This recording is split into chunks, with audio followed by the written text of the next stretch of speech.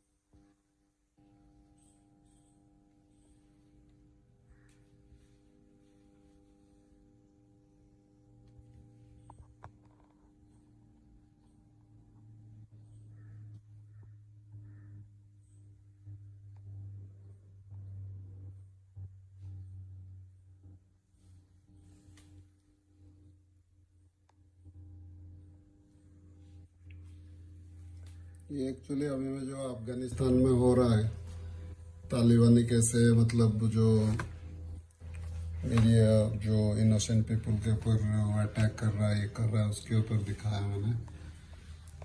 और नीचे फूल दिखाया, वो सब इनोसेंट लोग हैं, तो उसके लिए ऐसे एक मजबूत फेंसिंग चाहिए, तार चाहिए, वॉल चाहिए, वही उसका मकसद है।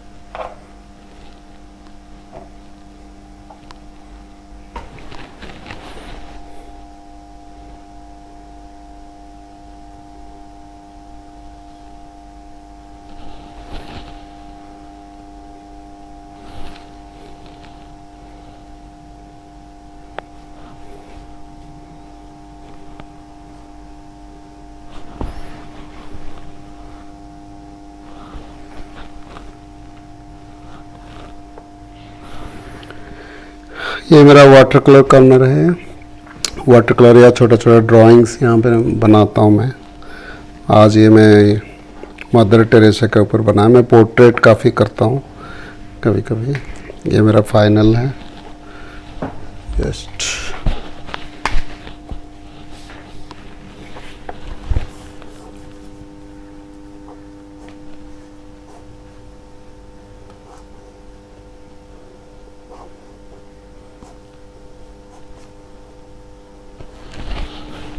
That's all.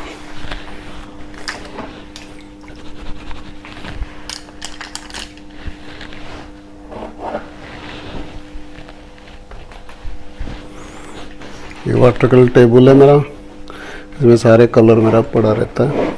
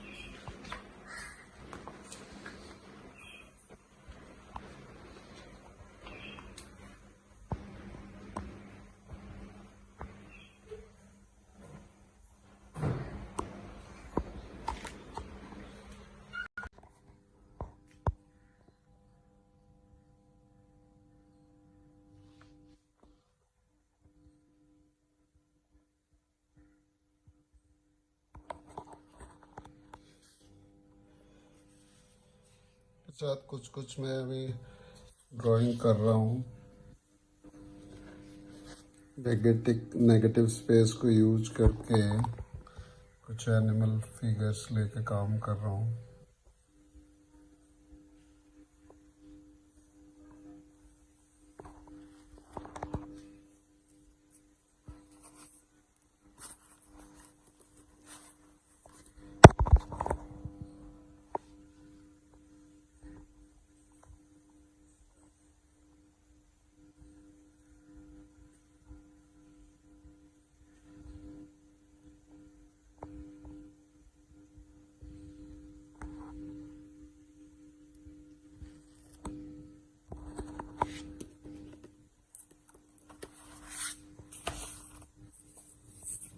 कुछ मेरा पहले का ड्राइंग है।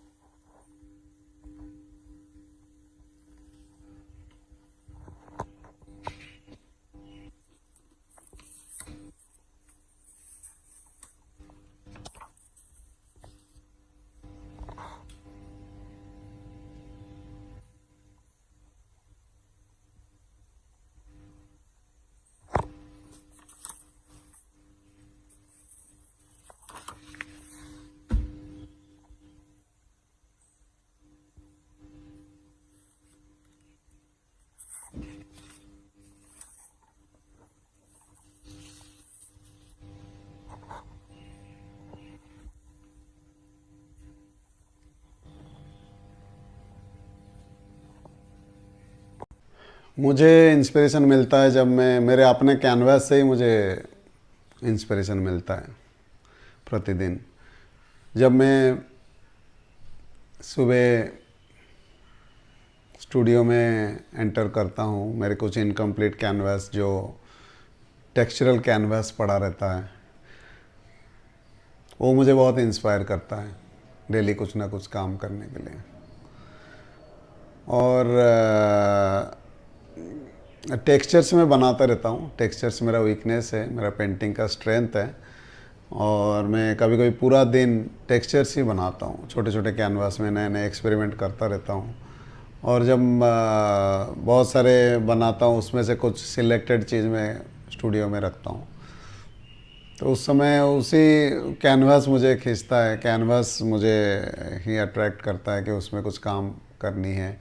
तो उसी हिसाब से मैं कंपोजिशन भी सोचता हूँ। जब मैं ब्लैंक कैनवास या टेक्सचरल कैनवास देखता हूँ तो मुझे वो इंस्पायर करता है कुछ उसमें काम करने के लिए। और टेक्सचर्स मेरा वीकनेस है, वो मेरा स्ट्रेंथ है। मेरा पेंटिंग का सबसे जो बड़ा अट्रैक्शन है वो मेरे टेक्सचर में है। तो जब मैं कभी कभी क्या करता हूँ, पूरा दिन मैं टेक्सचर्स ही बनाता हूँ। जब मैं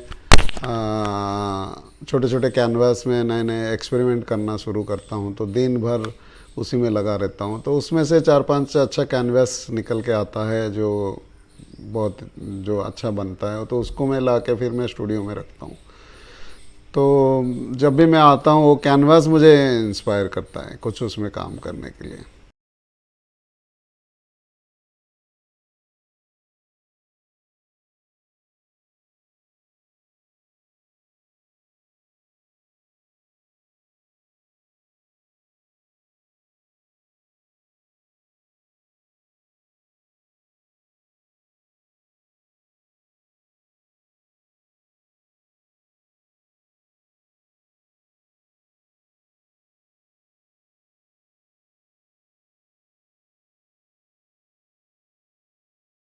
आर्टिस्ट के लिए स्टूडियो स्पेस का बहुत ज़रूरत है, एक स्टूडियो होना। क्योंकि घर पे हम लोग जब काम करते हैं तो बहुत सारे डिस्टरबेंसेस बीच में आता है। कभी प्लम्बर वाला आया, कभी इलेक्ट्रिशियन आ रहा है, तो ध्यान थोड़ा बढ़ जाता है। चाहे घर घर के अंदर ही हो, स्टूडियो अलग भी ना हो, एक रूम स्टूडियो के लिए होना चाहिए।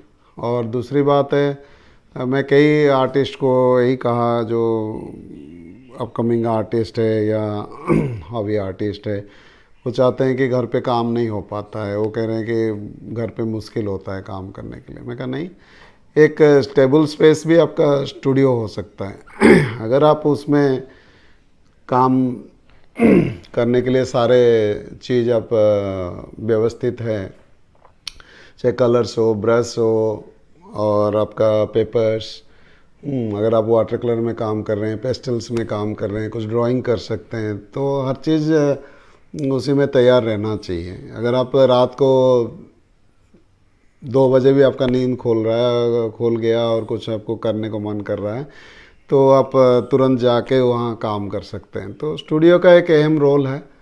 और उसमें जब हम रहते हैं उसके अंदर हर समय तो 24 घंटा काम नहीं करते हैं। उसके वो एटमॉस्फेयर भी बहुत इंस्पायर करता है। जब उसके अंदर हम घुसते हैं, एक कुछ किताबें होती है, हम कुछ पढ़ाई करते हैं, कुछ बुक्स देखते हैं, तो उससे भी काफ़ी इंस्पिरेशन मिलता है, वो काम करने के लिए मोटिवेशन मिलता है।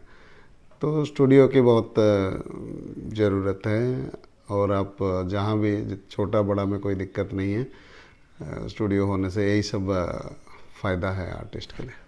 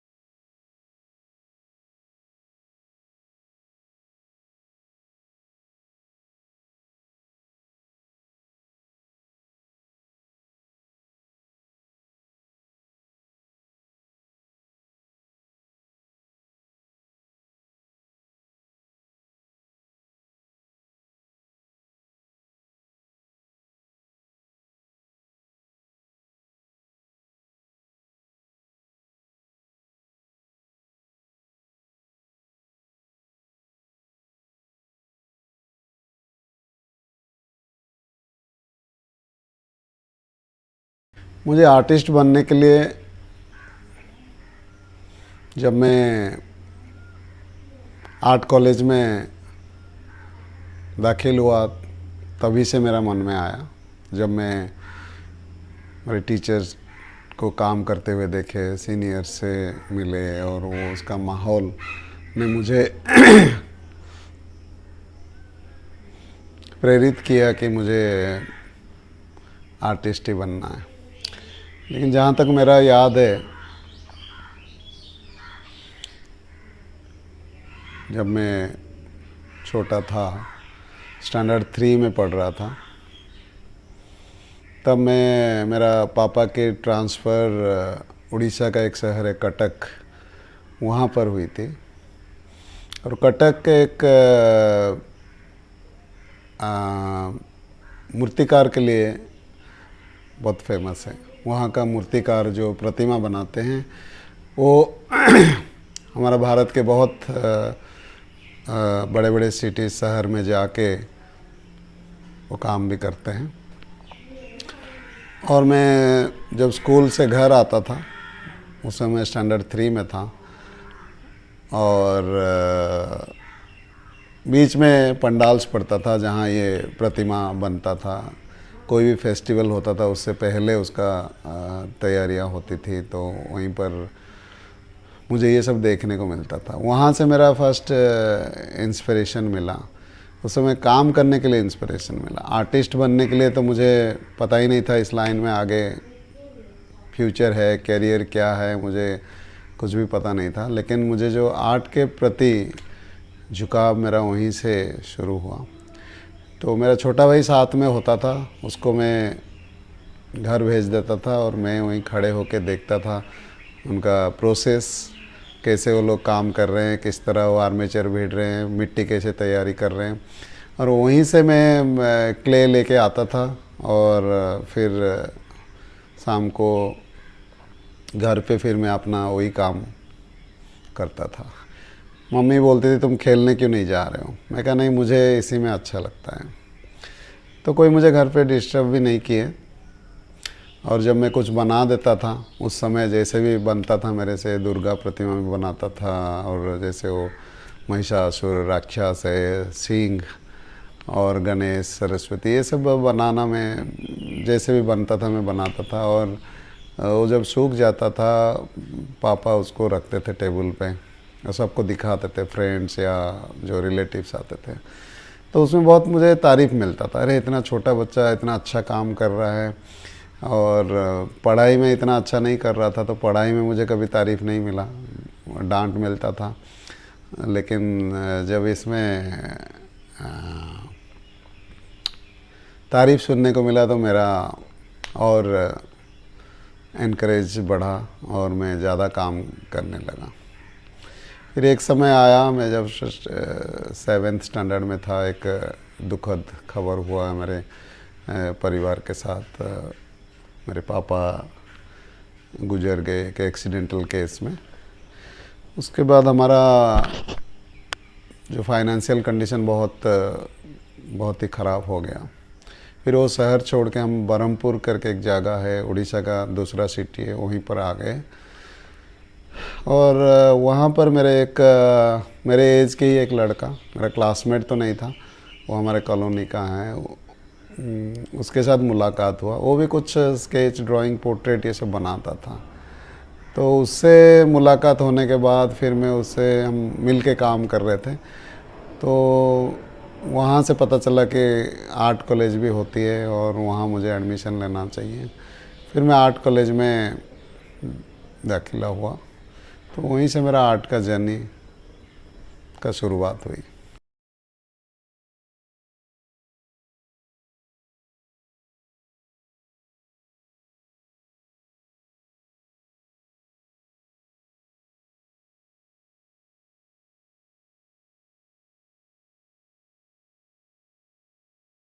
हाँ, ये मेरे लिए एक कॉमन क्वेश्चन है। चाहे आर्ट क्रिटिक हो, मीडिया वाले हैं या स्टूडेंट्स, अक्सर ये सवाल पूछते हैं कि आपके वुमन में रेड हेयर क्यों? कभी कभी पूरा बॉडी को भी मैं रेड करता हूँ। देखिए रेड कलर में दो चीज़ होती है, एक है एनर्जी एंड अट्रैक्शन। तो मुझे जहाँ तक याद है, शायद ये पास्ट में कुछ उसका रिफ्लेक्शन है। जब मैं MFA कर रहा था बनारस में, तो गंगा घाट में जाके रोज़ हम स्केच करते थे। और गंगा घाट में ऐसे एक जगह है जहाँ की आदमी औरत एक ही जगह में नहा सकते थे। तो हम तरह तरह का स्केच कर रहे थे, इसके अलावा ये भी करते थे जो बैदिंग सीन्स हैं। तो मैं देखा कि कुछ स्टेट्स हमारा है जो कि वहाँ के औरत सिंदूर लगाते हैं काफ़ी मात्राओं में अपना माथा पे, मांग में। और जब वो नहाते वक्त तो सिंदूर का पानी पूरा चेहरे में होके बॉडी में आता है और पूरा बाल भी रंग जाता था पानी में। ये कई बार ये सीन्स में देखा है, लेकिन उस समय तो था कभी मन में कि ये चीज़ में कभी मेरे पेंटिंग में आएगा। लेकिन जब मैं दिल्ली आया और कुछ एक नए स्टाइल में अपना एक स्टाइल बनाने के लिए कोशिश किया, और जब ये फिगरेटिव किया तो मुझे ये एक अनकॉन्शियस माइंड में ये आया। और एक सवाल भी बहुत कॉमन होता है ऑडियंस की कि आपका मेन वो क्यों शेव्ड हेड है। तो ये MFA के समय में एक आश्रम में रहा था 2 साल में, हॉस्टल में कभी नहीं रहा। तो आश्रम में जो साधु महात्मा होते थे, वहाँ बाई महात्मा जो लेडी महात्मा हैं और जो जेंट्स है वो महात्मा हैं, और जितना भी महात्मा होते थे वो सब शेव्ड हेड होते थे। सुबह सुबह मुझे रोज़ कोई ना कोई में किसी को देखने को मिलता था कि वो शेविंग कर रहे हैं, बाल मुंडन कर रहे हैं। तो उस दिन में काफ़ी स्केचेस किया, वो भी मेरे दिमाग में रहा। जब भी मैं आदमी बनाता हूँ तो उसका बिना बाल का ही मुझे अच्छा लगता है, ये शेव्ड हेड। तो वही चीज़ आया है। और एक मेरे पेंटिंग में इसको एक ग्लोबल लुक भी मिलता है। मैं कोई जाति धर्म को लेके पेंटिंग नहीं बना रहा हूँ, जस्ट आदमी और औरत, तो ये कहीं की भी हो सकते हैं। तो इसीलिए कोई मैं एक आइडेंटिफिकेशन नहीं दिया कि वो कहीं की भी हो सकते हैं। तो मेरा जो थीम है वो यूनिवर्सल है, लव, अफेक्शन, रिलेशनशिप। तो इसलिए मेरा फिगर्स भी मैं वही इसी तरह ही लिया है। आप कह नहीं सकते कि ये सिर्फ इंडियन है या वेस्टर्न है या और कोई, तो ये मिक्सचर ऑफ ऑल। ये ड्राइंग बनाया और इसको मैं अभी कंप्लीट कर रहा हूँ। तो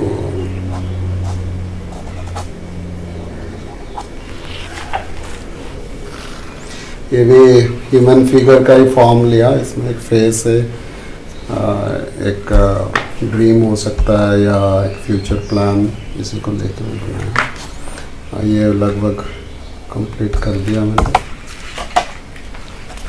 थोड़ा बहुत डेप्थ।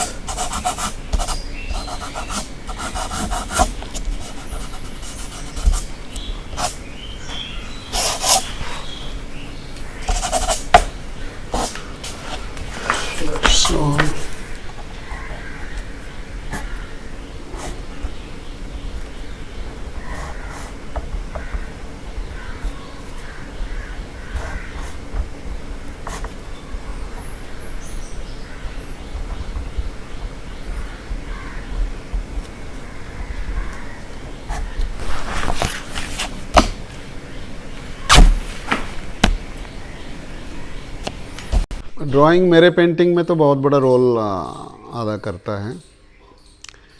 देखिए ड्राइंग मैं जब बचपन में मेरे स्टूडेंट टाइम में मैं काफ़ी ड्राइंग्स और स्केचिंग में ध्यान दिया, और मेरा वर्क जो है ये फिगरेटिव वर्क करता हूँ। तो फिगरेटिव वर्क वही करेगा जिसका ड्राइंग में कमांड होगा। और मैं टेक्सचर्स वगैरह के साथ जब मैं ड्राइंग भी ऐड करता हूँ, मेरे फिगर में कहीं कहीं आपको ड्राइंग्स मिलेगा, तो उसको कॉम्प्लीमेंट करता है। तो ऐसे भी मेरा ड्राइंग बहुत फेवरेट चीज़ रहा, एक मीडियम। उसको लेके मैं काफ़ी शुरू से काम किया है, तो अभी अभी उसको मैं कभी छोड़ नहीं सकता हूँ। उसी के साथ ही मेरा जो भी स्टाइल में चेंज होता है वो शुरू में भी था, अभी भी है और आगे भी रहेगा। मेरे स्टूडेंट टाइम से लेके अभी तक मैं हर मीडियम में कुछ ना कुछ एक्सपेरिमेंट किया है। और स्टूडेंट टाइम में मैं ज़्यादातर ड्राइंग्स करता था। तो ड्राइंग्स में चारकोल या कंटी पेन इससे मैं कर रहा था। और उसके बाद मैं पेस्टल में काम किया। वाटर कलर, काफ़ी आउटडोर वाटर कलर्स कर रहे थे उस समय। हमारे समय में एक्रेलिक शायद इंट्रोड्यूस नहीं हुआ था, तो एक्रेलिक में बहुत बाद MFA के बाद उससे स्टार्ट किया। ऑयल कलर्स भी काफ़ी करते थे। अभी जो मैं मीडियम में काम करता हूँ, मेरा जो पेंटिंग है वो मिक्स मीडिया है, acrylic base and oil finishing.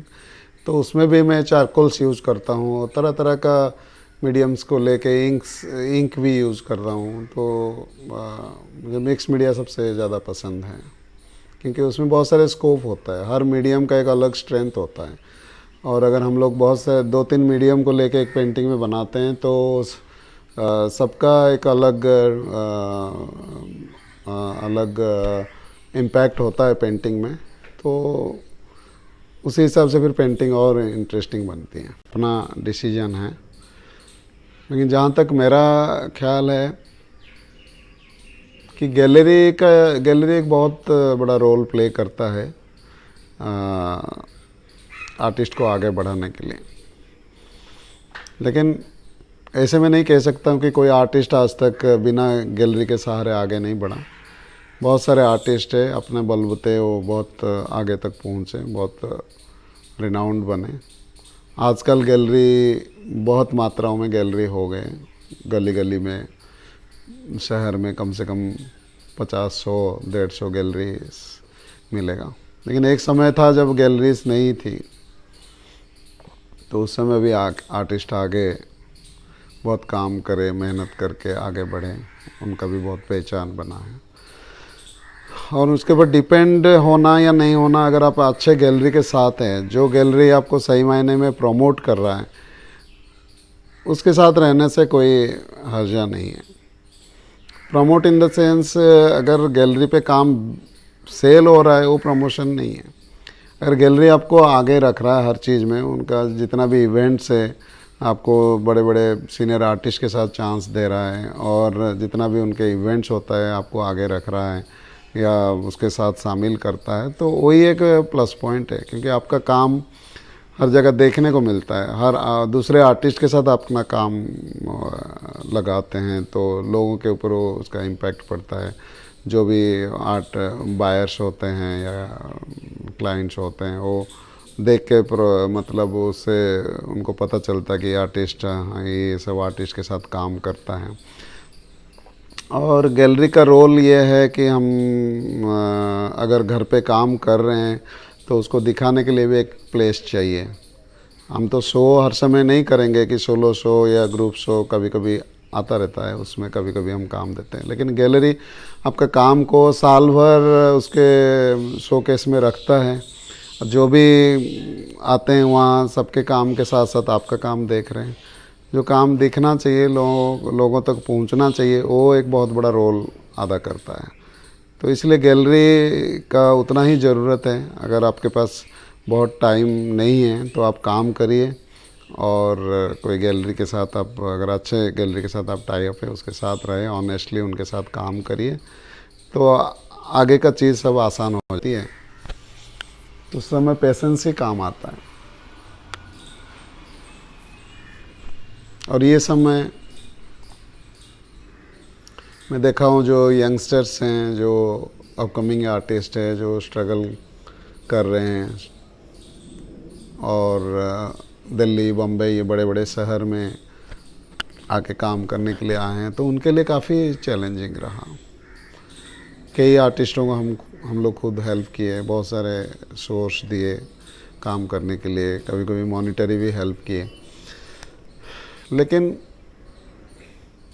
अगर हम लोग इस समय सोचे कि हमको बड़ा कैनवास नहीं चाहिए, बड़े कैनवास में काम ना करें और छोटे छोटे कैनवास करें, अगर मटेरियल्स का कमी है या कुछ है, और कितना दिन ये पेंडेमिक चलेगा हम लोग को पता नहीं है, तो अगर हम लोग थोड़ा पेशेंटली कुछ और कुछ नए मीडियम, छोटे पेपर में भी हो सकता है, छोटे कैनवास में भी हो सकता है, जो अपना टैलेंट है और जो चीज़ आपके अंदर जो स्ट्रेंथ है उसको यूटिलाइज करना चाहिए।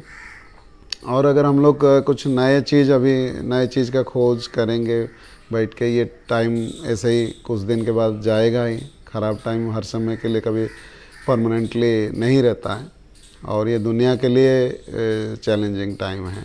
जो इस समय जो टिक गया तो उसके लिए आगे कोई भी किसी भी तरह अगर प्रॉब्लम, किसी भी तरह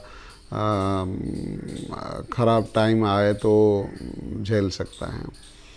तो उसको पेशेंटली हैंडल करें। और मेरा यही सलाह है मेरे जो जूनियर्स या यंगस्टर्स। केवल होना चाहिए कि नहीं, ये तो आर्टिस्ट के ऊपर डिपेंड करता है।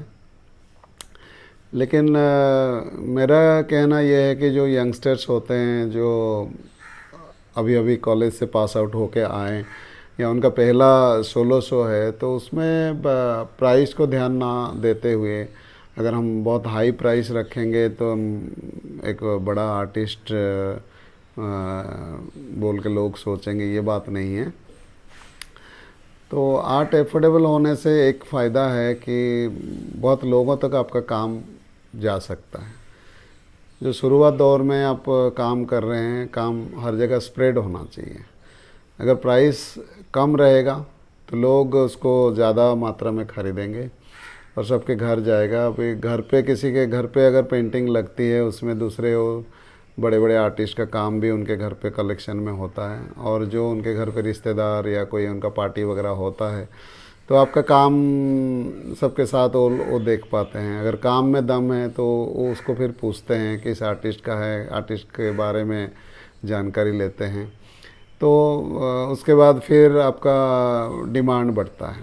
तो जितना काम स्प्रेड होगा और प्राइस अगर कम रहेगा तो लोग ज़्यादा खरीदेंगे। तो ये मेरा सलाह है। देखिए, एक आर्टिस्ट बनने के लिए आर्ट कॉलेज की ज़रूरत है या नहीं, ये मैं नहीं कहूँगा कि आर्ट कॉलेज के बिना कोई आर्टिस्ट नहीं बन सकता या नहीं बने हैं। बहुत बड़े बड़े हमारे लेजेंड आर्टिस्ट है जो ये प्रूव करके दिखाए। वो सेल्फ टॉट आर्टिस्ट थे और बहुत ही अच्छा काम किए और दुनिया में उनका नाम रोशन किए। लेकिन मैं आर्ट कॉलेज होके ही आया हूँ। मेरा एजुकेशन BFA में उड़ीसा का government college of art and craft Khallikote से किया, वो बरहमपुर यूनिवर्सिटी के अंडर में आता है। और MFA में बनारस हिंदू यूनिवर्सिटी से किया। देखिए, आर्ट कॉलेज में एक चीज़ होता है कि हम एक जगह, एक परिसर में बहुत सारे चीज़ हम एक साथ सीख पाते हैं। जो एक एटमॉस्फेयर है वो आपको शायद अगर हम लोग खुद सीखें, खुद कहीं से किसी के अंडर में काम कर रहे हैं, तो ये जो एटमॉस्फेयर हम लोग को नहीं मिल पाएगा। उससे हम लोग बहुत कुछ सीखते हैं, हमारा सीनियर से सीखते हैं, जूनियर से सीखते हैं। एक साथ हर डिपार्टमेंट के बच्चे एक ही जगह काम कर रहे हैं, तो उसका असर तो पड़ता ही है, कुछ ना कुछ आपके नॉलेज बढ़ता है। और जो आर्ट हिस्ट्री वहाँ पढ़ाया जाता है, आर्ट का भी एक जर्नी है अभी तक का, उसके बारे में बताया जाता है। हमारा प्रिमिटिव आर्ट से लेकर अभी मॉडर्न आर्ट और कंटेम्प्रेरी आर्ट तक। तो ये सब चीज़ हमको एक ही जगह, एक ही समय, बहुत कम समय में बहुत चीज़ हम लोग वहाँ सीख पाते हैं। और इसलिए मैं कह रहा हूँ कि आर्ट कॉलेज अगर आपको कहीं मौका मिल रहा है और पढ़ने के लिए मन है, और कॉलेज कोई भी हो, अगर आप वहाँ जाके मेहनत करेंगे और वो उसका आप फ़ायदा उठा सकते हैं। दिल्ली कॉलेज ऑफ आर्ट के बारे में यही कहूँगा कि जब मैं दिल्ली शुरू में आया था, मैं लगातार हर साल उनका एनुअल एग्जीबिशन में अटेंड करता था। बीच बीच में कॉलेज भी विजिट किया हूँ।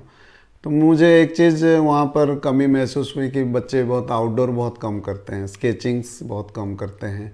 और एनुअल एग्जीबिशन में अगर वाटर कलर भी देखा और कुछ उनका आउटडोर स्टडी देखा, तो उसी बिल्डिंग को ज़्यादातर हर एंगल से बना रहे हैं, बाहर नहीं निकल रहे हैं। लेकिन अगर हम लोग स्पॉट में जाके काम करेंगे, अच्छे अच्छे स्पॉट, अच्छे अच्छे नए नए टॉपिक या नए नए जगह पे, तो उस जगह का भी इम्पैक्ट आपके काम पे पड़ता है। तो बहुत चीज़ सीखने को मिलता है बाहर जाके, नए नए चीज़ देखने को, कंपोजिशंस, आइडियाज़ होता है, प्रोस्पेक्टिव के बारे में नॉलेज होती है। तो बाहर निकल के काम करना चाहिए। और मैं देखा जो स्टडीज़ भी करते हैं, न्यूड स्टडी हो या फिगरेटिव स्टडी हो, ज़्यादातर लग रहा है कि इंटरनेट से कर रहे हैं या फ़ोटो से कर रहे हैं। तो अगर लाइव से किया जाए, और उनका लाइव स्टडी होता है न्यूड स्टडी, फिर भी मैं कहूँगा कि जो आउटडोर वगैरह उनको ज़्यादा काम करना चाहिए। ये जो पेंडेमिक आया है, ये सबके लिए, पूरा दुनिया के लिए एक अभिशाप की तरह है, और सारे इसमें इफ़ेक्टेड हुए हैं। और ख़ास करके आर्टिस्ट कम्युनिटी में जो देखा, जो यंगस्टर्स है, जो बच्चे आके यहाँ अपना घर छोड़ के दिल्ली, बॉम्बे, बड़े बड़े सिटीज़ में रहते थे, उनके लिए बहुत प्रॉब्लम हुई ये चीज़ में महसूस किया। कई जगह हम लोग खुद मदद किए कुछ स्टूडेंट्स को, जो काम करने के लिए उनको काम दिए, कुछ कहीं कहीं मॉनिटरी भी हेल्प किए। और मेरे बात मैं कहूँगा, जस्ट पैंडेमिक से पहले मेरा शो मार्च 2020 में लंदन में था। तो ठीक टाइम पे मेरा शो 15 मार्च को ख़त्म हो गया था। उसके बाद मैं फर्स्ट लॉकडाउन से पहले ही मैं दिल्ली वापस आ गया था। वो मेरे लिए एक अच्छा डिसीजन था कि मैं टाइम से आ गया, और कुछ दिन रहना था लेकिन मैं प्रीपोन करके आ गया था। दिल्ली आने के बाद फिर मेरे स्टूडियो में ही रहा, हर चीज़ यहाँ अवेलेबल था, कैनवास, कलर्स, और घर पे ही रह के अच्छा खाना पीना मिला। और आर्टिस्ट को ऐसे भी आदत है अकेले रह के काम करना, हमारे लिए वो कुछ टफ नहीं था। हाँ, कुछ दिन बाद लगा कि आर्टिस्टों से मिलना चाहिए, फ्रेंड से मिलना चाहिए। हम लोग ज़्यादातर बातें करते रहते थे, लेकिन इंटरनेट बहुत हेल्प किया। इंटरनेट के थ्रू हम लोग तरह तरह का चीज़ देख पाते थे, दुनिया में क्या हो रहा है क्या नहीं। फ्रेंड से बात कर सकते थे, वीडियो कॉल्स में बात करते थे। तो ये सबसे थोड़ा सा मतलब आसान हो गया, और काम भी बहुत हुआ। और लॉकडाउन में एक चीज़ डेवलप हुआ। मैं बहुत दिन से सोच रहा था कि मैं कुछ अलग करूं, अलग मीडियम में मेरे ये स्टाइल को करूं। और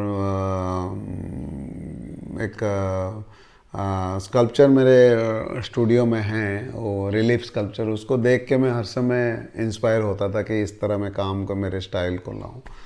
वो लियोनार्डो दा विंसी का काम है, उसका रिप्लिका एक रखा हुआ है छोटा सा, तो उससे इंस्पायर हुआ था। तो मैं फिर इसी दौरान मैं इसको डेवलप किया, एक स्कल्पचर स्टूडियो भी मैं बनाया, और जिसमें मैं अभी 7-8 महीने से काम कर रहा हूँ। काफ़ी सारे स्कल्पचर्स उसमें मैं डेवलप किया, लो रिलीफ और हाई रिलीफ में काम किया है। तो ये मेरा पेंडेमिक का Please do support this channel and share with others, and subscribe. Support living artists. Thank you so much.